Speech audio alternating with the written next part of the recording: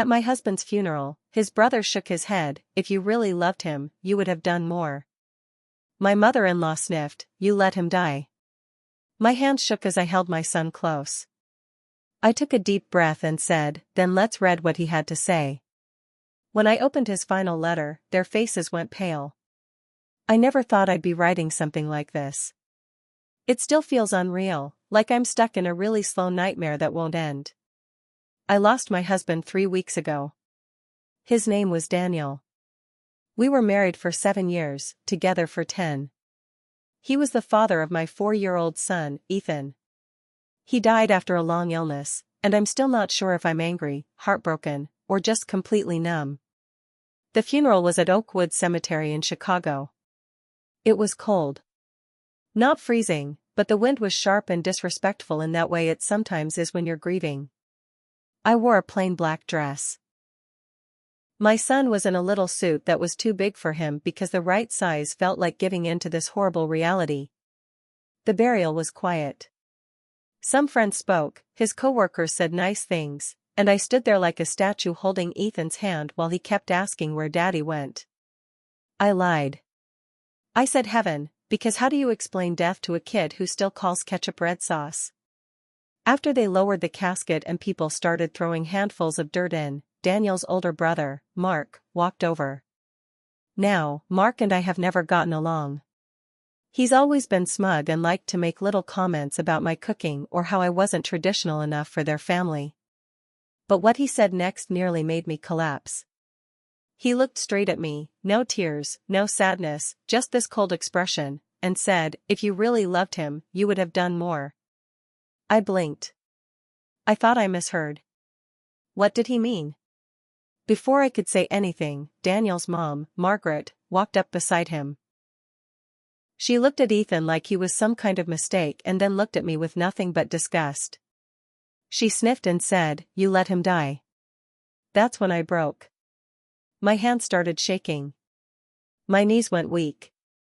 Ethan was clinging to my leg, not understanding why Grandma and Uncle were being so mean. And in that moment, I remembered something Daniel gave me just before he died. It was a letter. He told me not to read it until after the funeral. Said it would explain things. I didn't want to open it. I was scared. But now, with his family throwing daggers with their eyes and blaming me for his death, I had no choice. I pulled the letter from my purse. It was already slightly bent from being carried around so much. I opened the envelope, and Daniel's handwriting stared back at me. I said out loud, then let's read what he had to say. The silence that followed could have cracked glass. Sarah, if you're reading this, I'm gone. I know that. And I know this letter will probably hurt you. I'm sorry for that. I'm sorry for a lot of things. I need to tell the truth. I can't leave you carrying the weight of everything that happened when it wasn't yours to carry. I cheated on you. It wasn't a one-night thing. It wasn't just sex. It was a relationship. Her name was Olivia, and she worked with me. It started about a year ago. We were on a business trip, one drink led to another, and I convinced myself it was nothing. But it didn't stop. I kept seeing her. I kept lying to you. I'm ashamed. I know I should have stopped it. I should have told you. But I was a coward. I told myself you'd leave me, take Ethan, and I'd lose everything. So I buried it. That's not even the worst part. I got sick. It started with fatigue and weird pains. I went to the doctor in secret. They told me what it was. I won't write the name here, I can't. But it was something I caught from Olivia. Something deadly. Something that kills slow. I didn't tell you because I wanted our last year together to be good. I didn't want you to hate me. I thought I could die with some piece of dignity. But that's a lie too, isn't it? Hiding something this big from you isn't dignity. It's selfish. Please don't blame yourself. You didn't let me die. I let myself die. I chose the lies. I chose to run away from telling you the truth. You did nothing wrong. You were always there. You were a good wife. A good mom. Tell Ethan I love him. Tell him I was wrong and that he should never make the same mistakes I did. Please, don't let my family turn you into the villain. I know how they are. They don't know the whole story. I'm sorry, Sarah. I love you. I always did. I just failed you in every way that mattered. Daniel, I don't know how long it took me to read it. My hands were trembling the whole time. When I looked up, Margaret's face had gone pale. Mark looked like he had seen a ghost. Neither said a word. I wanted to scream. I wanted to yell at them for making me feel like I killed him. For saying I didn't love him enough. But I didn't. I just stood there. I folded the letter back up and put it in my purse. They had nothing to say. Not even sorry. They just turned and walked away. I stayed by the grave until everyone left. Ethan fell asleep in my lap. The wind kept blowing, and I felt completely hollow. Everything I thought I knew about my husband, our marriage, our life, it was like a house collapsing in slow motion. I'm still not okay. I don't know what I'm going to do next. I just know I needed to tell this story. Maybe someone out there understands what it feels like to be blamed for something you had no control over. Maybe I'll post the rest later. For now, I just needed to get this out. After the funeral, things didn't calm down. They got worse. Margaret stopped speaking to me completely. She started calling friends and family behind my back. Telling them I pushed Daniel to the grave. That I made him so miserable he sought comfort in another woman. She left out the part where he lied and cheated and kept a disease from me. Mark sent me a long text the next day. No apology. Just more of his self-righteous tone. You reading that letter at the funeral was low. You humiliated our family. You should have kept it private. Private? He called me out in front of everyone. I stayed quiet while they spat poison at me. And I was the one who crossed the line?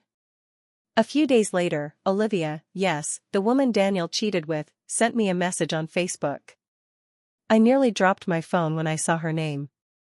It said, I had no idea he was married. I only found out after he got sick. He told me you were separated. I'm so sorry. I wanted to come to the funeral but didn't know if it was right. I didn't reply. I couldn't. I didn't know if she was lying or if Daniel had lied to both of us. Either way, it felt like being hit by a truck. Again. But Olivia didn't stop there. A week later, she showed up at my door. She had long dark hair, was thin in that model-like way, and wore a sad, guilty face. I didn't want to let her in, but I couldn't slam the door either. Ethan was napping, so I stepped outside and closed the door behind me. She held out a little folder.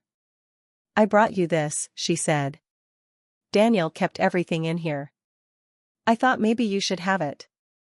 I opened it. Inside were printed emails. Some texts. A doctor's report. Notes.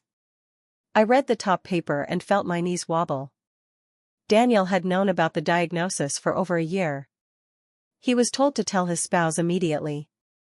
He signed a form saying he did. He lied. Again. In writing. Olivia stepped back, giving me space. I didn't know. When he got sick, he stopped returning my calls. He ghosted me. I didn't even get to say goodbye. I looked her straight in the eye. You know he gave me a death sentence too, right? She flinched. What? I got tested a week after he died. I've been waiting on results. The doctor said it's possible he passed it to me. Her face turned white. I got tested too. Right after his diagnosis. I was clean. Somehow, that didn't make me feel better. I didn't thank her.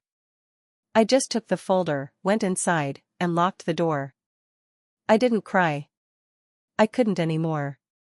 I just sat on the floor, staring at the papers, wondering how many more layers of betrayal I hadn't uncovered yet. The next bomb dropped 3 days later. My phone rang while I was cleaning up Ethan's toys. It was a lawyer's office. Daniel's lawyer. "We need you to come in, Mrs. Hartley. There's something in the will you should see." I thought it was about the house. Maybe a car title. I packed up Ethan, dropped him off with my sister, and went to the office. The lawyer greeted me with a strange expression, almost pitying. He handed me a stack of papers. Daniel left a separate provision in his will. "You weren't aware of it." I opened it. My heart dropped to my stomach. Daniel had taken out a life insurance policy. A big one. Nearly $700,000. But the beneficiary wasn't me. It was Olivia. I stared at the paper like it might catch fire in my hands. "This has to be wrong," I said. "It's legal." "He changed it about 6 months before he passed," the lawyer replied, quiet and firm. I wanted to scream. I wanted to smash the framed photos on his desk. Instead, I asked, "Did Olivia know?" "No. She was as shocked as you were. She asked to waive the policy. But legally, we can't reverse it unless she signs it over to you voluntarily." My brain couldn't hold it all. The cheating. The disease. The lies. And now this? I walked out of that office in a fog. I didn't even remember driving home. When I got home, Margaret was waiting on my porch. Of course she was. She crossed her arms. "You've got a lot of nerve." I laughed. Out loud. "Me? I know you poisoned him against us. You turned him into someone who'd write lies in a letter and embarrass us like that." "He never would have done that if you hadn't," I cut her off. "He left Olivia almost $1 million, Margaret. Not me. Her." She went silent. Completely speechless for once. "I don't want to hear one more word about what I did or didn't do," I said. "Because if you really want the truth, Daniel lied to all of us. And he's not here to fix it." She left without another word. The test results came 2 days later. I opened the email slowly, hands shaking. Negative. I was clean. The relief hit me like a wave, and I fell to the floor crying. But as I wiped my face, another thought crept in. If I was clean, who else had he been with?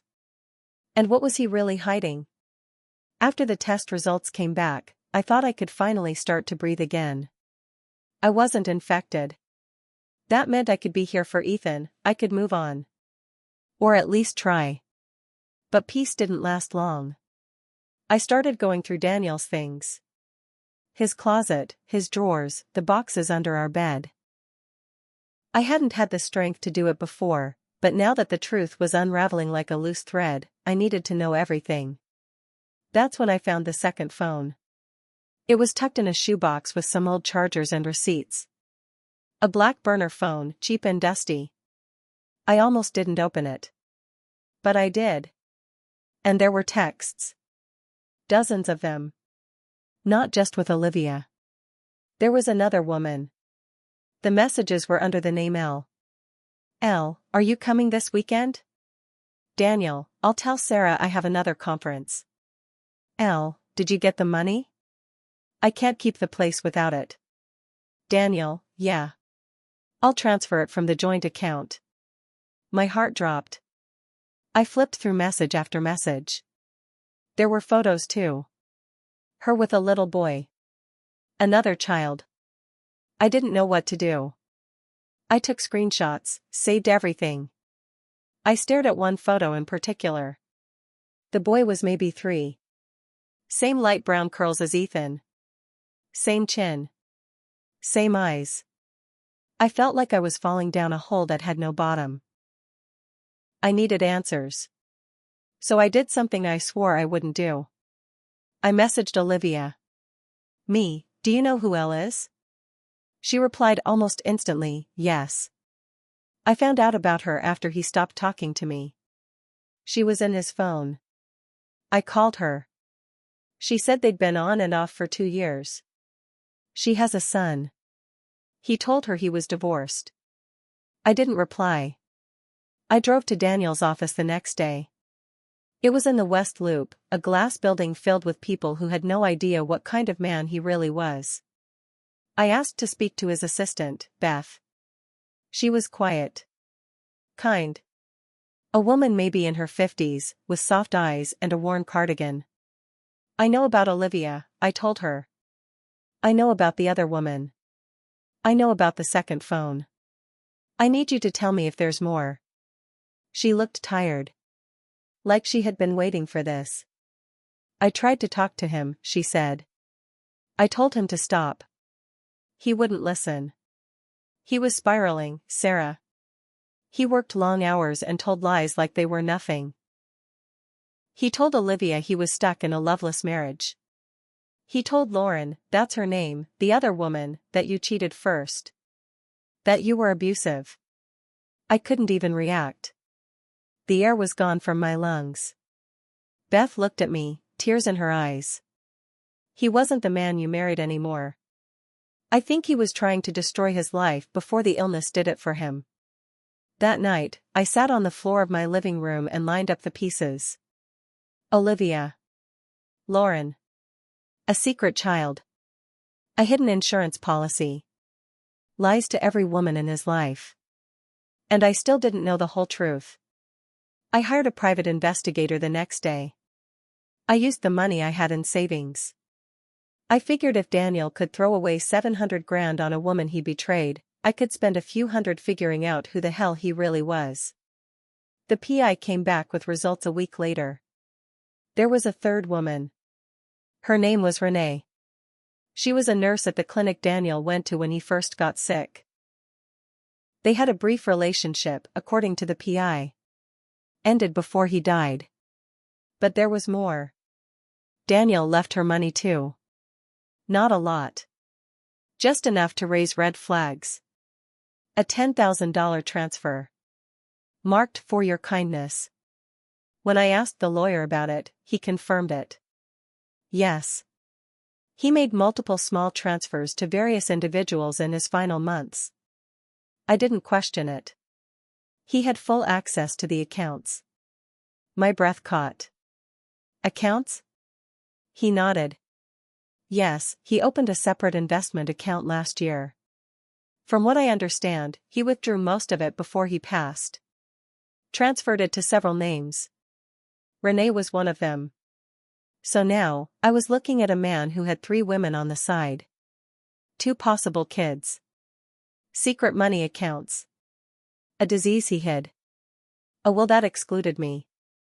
And a funeral where I was blamed for letting him die. I thought the letter would be the worst part. I was wrong. Because when I went to bed that night, Ethan climbed up next to me and asked, "Mommy, why don't we talk about Daddy anymore?" And I didn't have the words. Because how do you explain that the man you loved, the man who read bedtime stories and made pancakes on Sundays, also lived a whole other life you knew nothing about? And worst of all? There was one more envelope in that box. I hadn't opened it yet. It was addressed, to be read 1 month after my death. Private. For Sarah only. I stared at it for hours. I haven't opened it yet. I don't know if I want to. The envelope sat on my nightstand for 3 days. Every time I passed it, I felt my chest tighten. The handwriting was familiar. So familiar it hurt. Daniel had written to be read 1 month after my death in neat block letters. Like it was a bill or some to-do list item. On the 4th night, I couldn't sleep. I kept staring at the ceiling, going over every piece of the story. The affairs, the money, the disease, the lies. And still, I didn't feel like I had the full truth. At 3:12 a.m., I finally opened it. Inside was a single sheet of paper and a photo.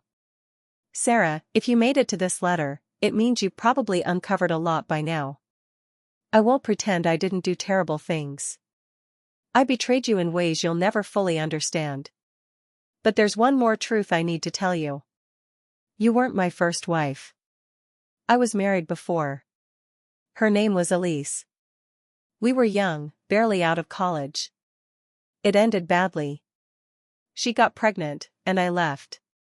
I wasn't ready. I abandoned them. I've kept in touch with her over the years, quietly. I send money. I try to help, even though she wants nothing from me. Her son, my son, is 15 now. That's him in the photo. I don't expect forgiveness. I just wanted you to know. I wasn't the man you thought I was. But I loved you. In the way broken people love, with fear, with shame, with distance. That doesn't make it right. I just need you to know it was real. I'm sorry. Daniel, I dropped the photo. The boy looked just like him. Everything in my head screamed. Not just the lies, not just the infidelity or betrayal. But the sheer depth of the life he hid from me. It wasn't one mistake. It was a second life. A pattern. A house of cards he never thought would fall. And the worst part? I still loved the man I thought he was. 2 weeks after that, Mark showed up at my house uninvited. Again. I want to talk, he said. I didn't want to let him in. But something in me snapped. I opened the door. He stepped inside and looked around like he'd never been in a single mother's home before. I found out about Olivia, he said, shifting uncomfortably. And the money. And the others. I crossed my arms. So you're here to apologize? No, he said. I'm here because Mom is going around telling everyone you're making it all up. That you faked the letter. That you planted evidence to get sympathy. I laughed. Cold, bitter. Of course she is. He held out a manila envelope. These are emails. From Daniel. To me. About the affairs. About hiding things from you. He didn't even try to deny it. I opened the envelope. The first line I read said, "She'll be better off not knowing. I can't live with the look she'll give me." I felt like I couldn't breathe. Why are you giving me this? I asked. Mark looked away. Because I believed him. I thought he was the victim. And I treated you like garbage. I stared at him. You did. Silence. Then I said what had been burning in me for weeks. You blamed me at the funeral. You let your mother do it too. You stood there and watched her spit poison in front of my child. He winced. I don't forgive you, I added. He nodded slowly. I figured. A week later, Margaret showed up too. But this time, it wasn't at my house. It was at church. During the Sunday service. Ethan and I were there, sitting in the back pew. I'd gone for peace. Silence. Something stable. She walked in, stood right in front of everyone, and started talking. I owe my daughter-in-law an apology. People turned. I froze. She looked pale, old, tired in a way I hadn't seen before. My son lied to us. To all of us. He was not the man I thought he was. And I blamed her because it was easier than facing what he really did. I didn't cry. Not there. She walked out right after. Didn't look back. People started whispering, but I stayed silent. After the service, the pastor came over. He sat beside me and said, "That was brave of her. But braver of you, staying silent while they judged you." I didn't answer. I just held Ethan tighter. It's been 6 months. The dust hasn't completely settled. Olivia and I don't speak. Lauren sent me a letter apologizing. Renee never came forward again. The son from Daniel's first marriage? I haven't decided what to do about that yet. I think about him often. About how Ethan might want to meet him one day. I'm in therapy now. Ethan's in daycare. I've gone back to work part-time. Every day is still heavy, but it's lighter than it was. I burned Daniel's last letter. I needed to let it go. The hardest part of all of this? Realizing that love isn't always enough to save someone. That sometimes, the person you share a life with is wearing a mask so tight, even they forget what's underneath. Now I know it's about mourning the life you thought you had. But I'm still here. Still breathing. Still moving forward. And I'm not carrying his shame anymore.